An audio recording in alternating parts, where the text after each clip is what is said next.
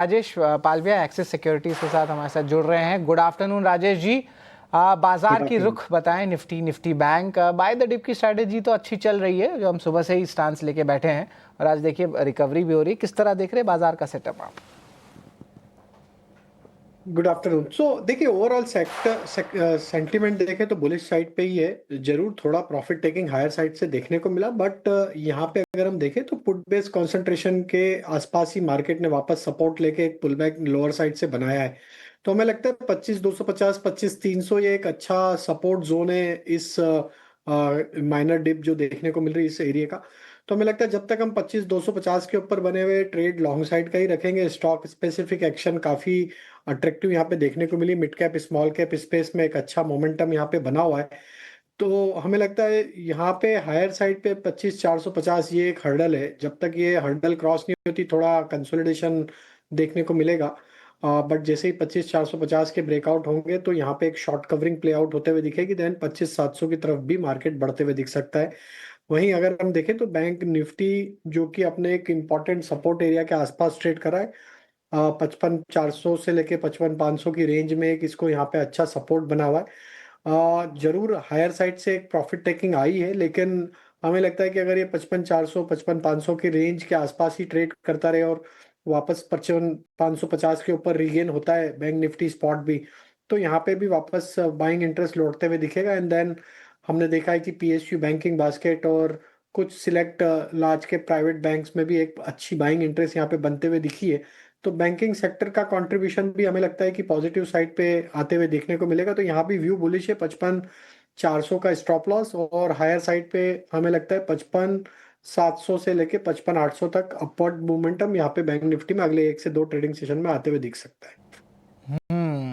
तो यहाँ पे देखिए तो निफ्टी बैंक पर रणनीति राजेश की तरफ से देखने मिल रही है। लेकिन अब चलिए, अब चलते हैं क्लोजिंग कॉल्स की तरफ।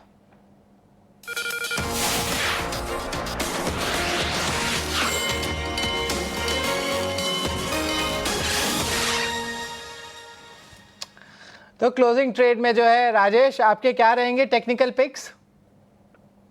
तो देखिए, पहला स्टॉक जो पसंद आ रहा है वो है टेलीकॉम स्पेस से, और उसमें भारतीय एयरटेल लार्ज कैप स्टॉक के साथ जाना चाहेंगे। स्टॉक में ऑलरेडी एक ब्रेकआउट डेली चार्ट पे आते हुए दिखा है और पिछले 3 दिनों से अगर हम देखें तो वो ब्रेकआउट लेवल के ऊपर ही सस्टेन होते हुए दिख रहा है। भारतीय एयरटेल में हमें लगता है ये मोमेंटम यहाँ से 1990 से लेके 2000 की तरफ बढ़ते हुए दिख सकता है। डाउन साइड में स्टॉप लॉस रखना होगा करीब 1925 के आसपास। दूसरा स्टॉक जो पसंद आ रहा है वो है पीएसयू बैंकिंग बास्केट से, और उसमें हमें लगता है कैनरा बैंक यहाँ पे बाय किया जा सकता है। कैनरा बैंक का जो स्ट्रक्चर है वीकली चार्ट पे देखें तो एक फॉलिंग ट्रेंड लाइन का ब्रेकआउट यहाँ पे आते हुए दिखा है, और जिस तरीके के स्ट्रक्चर बने कैनरा बैंक के, हमें लगता है ये मोमेंटम यहाँ से 125 से 126 की तरफ बढ़ते हुए दिख सकता है। तो कैनरा बैंक पे बाय करने की सलाह है। डाउन साइड में स्टॉप लॉस रखेंगे करीब 114 रुपए के आसपास। बिल्कुल। तो Canara bank PSU banking space आज अच्छा कर भी रहा है, और भारतीय एयरटेल यहाँ पे देखें तो अच्छी जो है खरीदारी की राय आ रही है। और देखा जाए तो भारतीय Airtel, Indus star, Vodafone idea, सारे ही टेलीकॉम स्टॉक्स में एक अच्छी तेज़ी आ रही है। डायरेक्टर साहब, इन तीनों स्टॉक्स का हॉटबॉट भरा के एक बार फायर करें तो हमें जो है पता चलेगा कि यहाँ पे टेलीकॉम स्पेस पे इतनी अच्छी मूव क्यों आ रही है।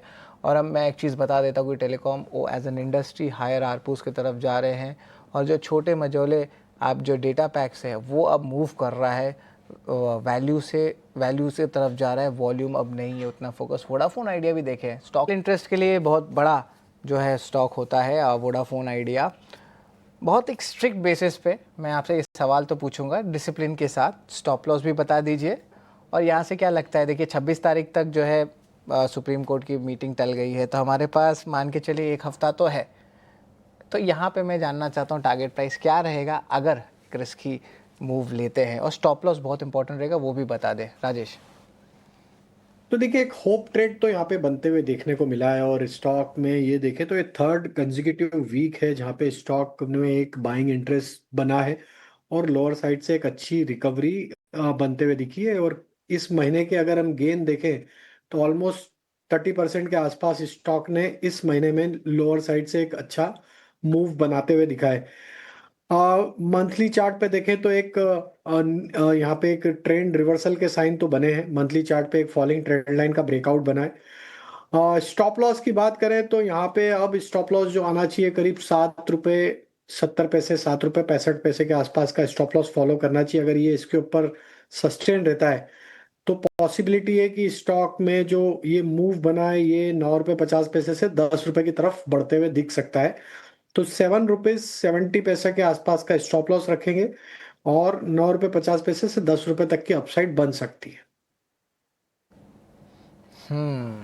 टारगेट प्राइस डबल डिजिट तक आ सकता है। स्टॉप लॉस जो है बार बार 3 या 4 टेक्निकल एनालिस्ट राजेश जी ने भी कहा 7.7 रहेगा, तो 7.7 ज़्यादा अपने जो है नोट में आप कर लें, क्योंकि टारगेट प्राइस वेरी कर सकता है, पर 7.7 बहुत इंपॉर्टेंट है।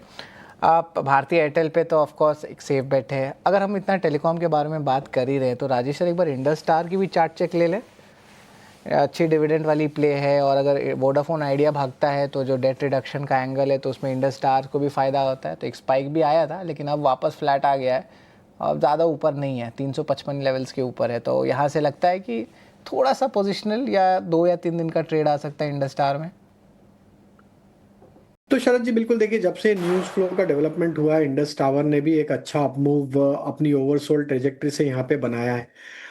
स्टॉक अपने 50 डे मूविंग एवरेज के आसपास थोड़ा स्ट्रगल कर रहा है, उसको सरपास करने में अभी भी कामयाब नहीं हो पाया है। हालांकि स्टॉक ने 368 तक के हाई तो अभी बनाए थे पिछले जो मूव बने थे, और पिछले 3-4 दिन से 50 डे मूविंग एवरेज के आसपास ही ट्रेड करते हुए देखने को मिला है।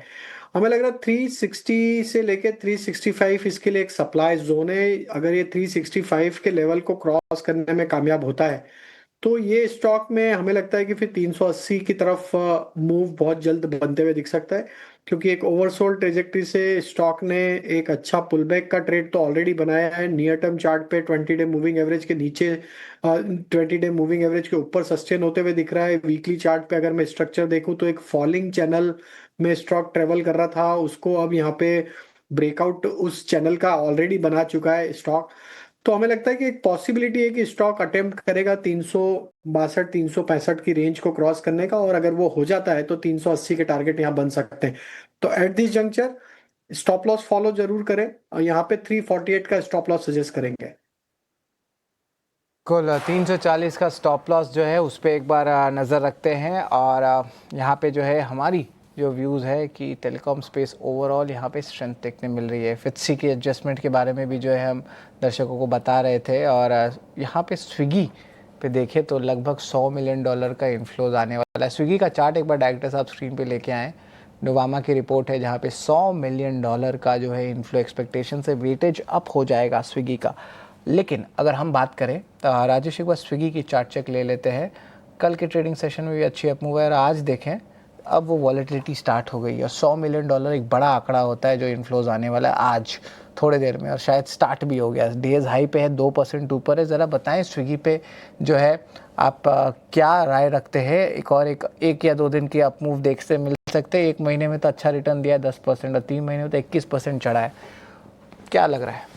तो स्लो स्टडी अगर हम देखें तो स्विगी एक अच्छी अपवर्ड ट्रेजेक्टरी को यहाँ पे डिस्प्ले करते हुए देखने को मिला है। अगर हम देखें तो इसकी पीयर कंपनी इटरनल में भी एक अच्छा मूव था, और ये स्टॉक भी उसको फॉलो करते हुए देखने को मिल रहा है। स्विगी में ट्रेंड अगर देखें नियर टर्म ट्रेंड के हिसाब से तो स्टॉक एक बुलिश ट्रेजेक्टरी में है। हायर साइड पे 460 465 इसके इमीडिएट हर्डल है।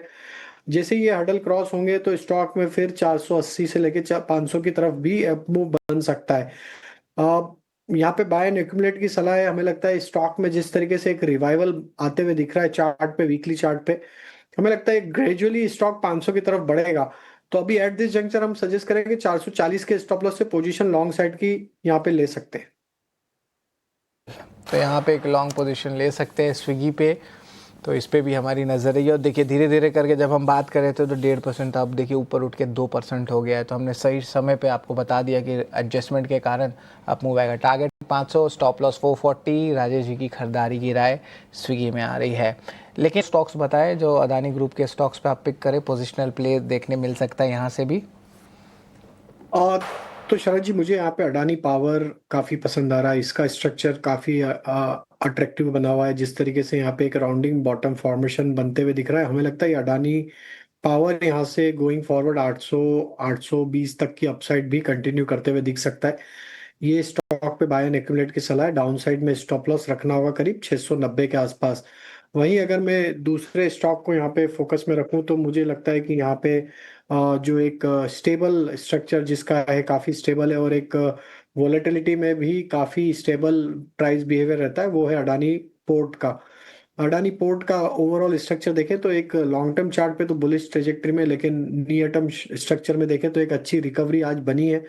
और हमें लगता है कि ये अपने एक सप्लाई जोन को निगोशिएट करते हुए देखने को मिल रहा है, जो कि है करीब 1450 1460 के जोन में।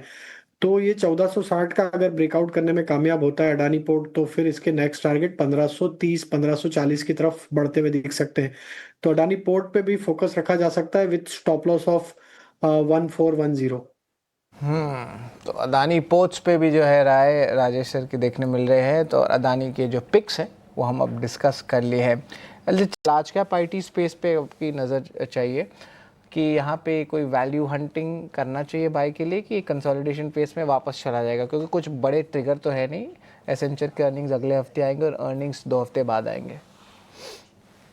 आई थिंक अभी थोड़ा वेट करना चाहिए, अवॉइड करना चाहिए, क्योंकि एक जो अपमूव बनना था न्यूज़ फ्लो के चलते, वो ऑलरेडी हमने देखा है कि मोस्ट ऑफ द स्टॉक्स में बनते हुए दिख चुका है ऑलरेडी।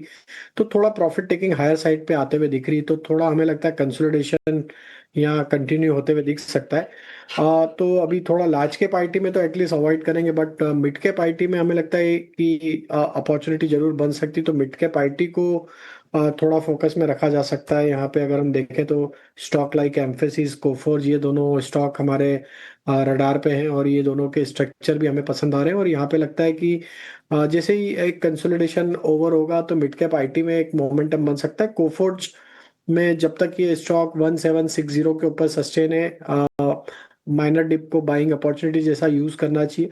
स्टॉप लॉस 1760, और ऑन द हायर साइड जैसे ही ब्रेकआउट होंगे करीब 1820 30 की रेंज के, तो फिर ये स्टॉक में 1880 90 तक की अपसाइड बनते हुए दिख सकती है।